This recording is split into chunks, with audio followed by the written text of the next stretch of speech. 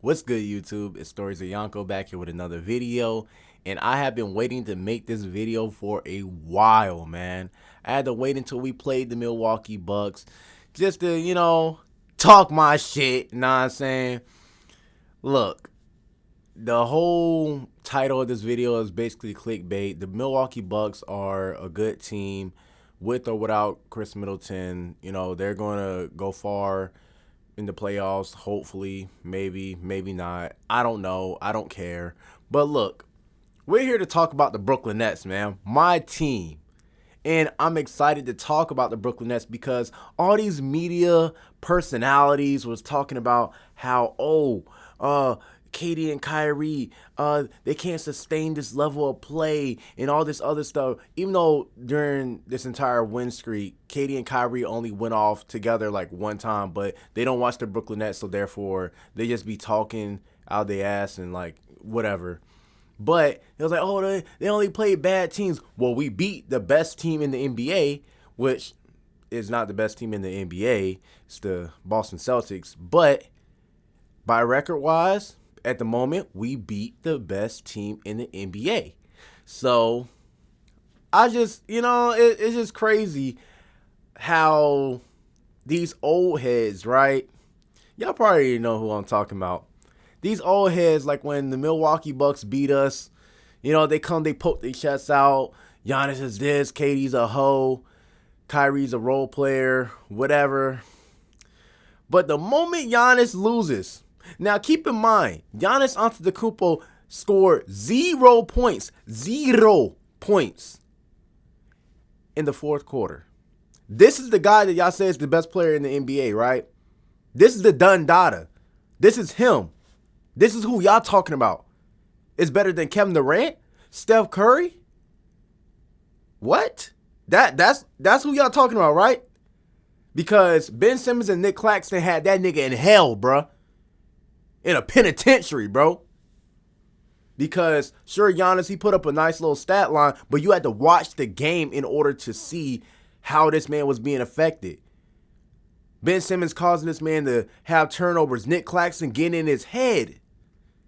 Claxton gets in dudes' heads. And I told y'all that. In my Nick Claxton video, I told y'all, Claxton gets in dudes' heads. He really does that. So, Giannis is no different.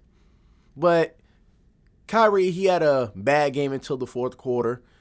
And so I don't want to hear no excuses about, Chris Middleton this, Chris Middleton that, because when y'all's beating up on us back in 2021, when Kyrie wasn't there and James Harden was hobbled, it was, you got to play whoever's in front of you, right? And Kyrie played terrible for the most part in the game, and Joe Harris didn't even play. Y'all niggas was getting beat by Royce O'Neal, Nick Claxton, Ben Simmons, and Kevin Durant. So, I'm not trying to hear none of that. I'm not trying to hear it. So, TJ Warren, he did his thing too. So, look, the Nets are here. This is the best version of the Nets because for the past couple of months, they just been trying to say, Steve Nash was a scapegoat. No, he wasn't. He was the problem. And we need to start talking about, like I said, Sean Marks and Joe Tsai wasting 2 years of Katie and Kyrie's prime, trying to fuck around with Steve Nash. He was never the guy for the job. And they tried to force it and force it and force it. And boom, you ended up wasting 2 years of Katie and Kyrie's prime trying to force it onto this team that Steve Nash was the guy and he was not. Jacques Vaughn, even though we didn't want him, he is much better than Steve Nash. I don't know when this streak is going to end. I'm going to Hawks versus Nets next week, so I'm excited for that. I'm going to let y'all know how it went. But, man. I'm just so excited for this team. Fuck all these old heads. I'm finna shit on Giannis real quick because I like Giannis, but once again, he's not that guy. He's not who y'all think he is. Because, see, when you're going up against a Nets team that has proper coaching, that has more size on them, and good defenders, right? Because the Nets are a top 10 defense. So motherfuckers that still talking about, the Nets need to work on their defense. We're top 10 in defense. What are you talking about? We're the league leader in blocks. What are you talking about? Like, dudes don't even be watching the games. They just want to talk.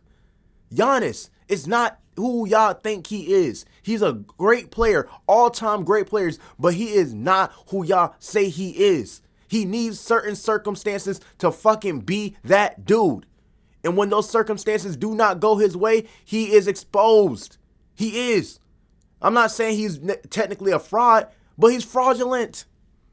He's not a fraud, but he's fraudulent. And so are the Milwaukee Bucks. Good record or not, the Milwaukee Bucks were a regular season team before Giannis even won a chip. And we all knew the cycle. Oh, they do good in the regular season. He wins an MVP or an award, and then they flame out in the playoffs.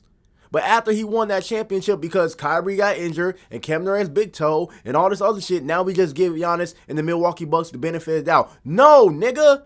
What happened last year when he had to go through the same circumstances as Kevin Durant? He choked. He failed. And tonight, the motherfucker couldn't even score in the fourth quarter because his ass was getting locked up. So, I'm not trying to hear nothing about Giannis being the best player. And all these old heads, they quick to poke their chest out when the Nets lose, right? But we ain't lost in a minute, goddammit. We ain't lost in a minute. You know?